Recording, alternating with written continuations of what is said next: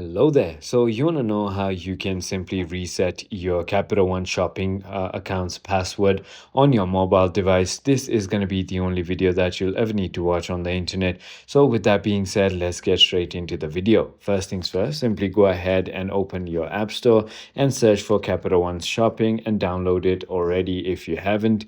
And once you've downloaded and installed it, just tap on open and now you're going to be in this application. Now on the bottom right, there's going to be a more button. Simply go ahead and tap on that and click on sign in. Now, all you need to do is simply go ahead and tap on the forgot password tab right over here. Go ahead and enter your email that you've used to make the account and then click on send email.